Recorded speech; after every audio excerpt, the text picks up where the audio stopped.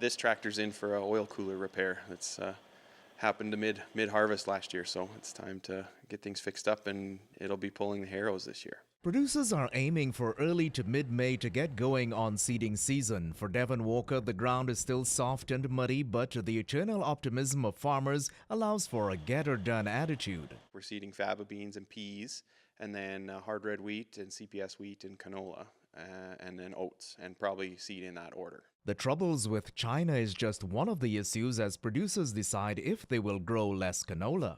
Just to hedge my bets, I guess, protect myself against the worst case scenario. Our canola rotation is about 1/3 of our acres are canola, so just trying to be profitable if everything goes good, but try and protect against fallout if things stay worse. With pulses under tariffs from India, Durham stressed in Italy, and the Chinese canola crisis, there are dark clouds looming this season. Walker will cut back on his canola by 10%. The cold winter also held back on some projects in his shop. This winter I didn't get nearly as much done in the shop as I hoped.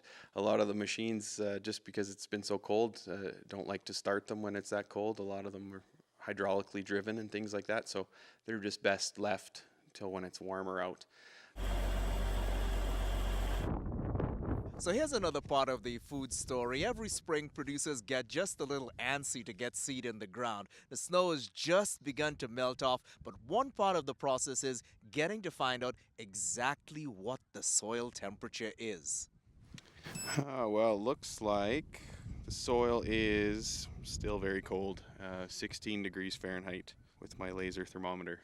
Producers will seed at between 1 to 2 inches of soil depth, and for canola, they're looking for a soil temperature of about 6 degrees Celsius. Last year's poor harvest means that quality seed this year is scarce. Producers are watching their pennies. People are more inclined to fix machines right now rather than, say, buy a new piece of machinery.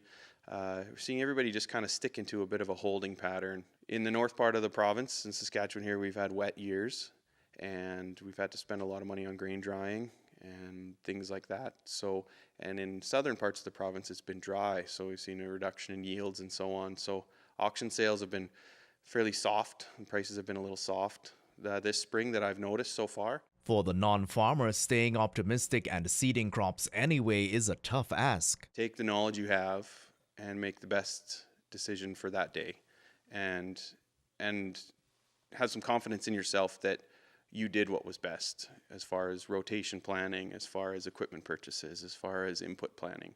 Gerard Lampow, Primetime Local News.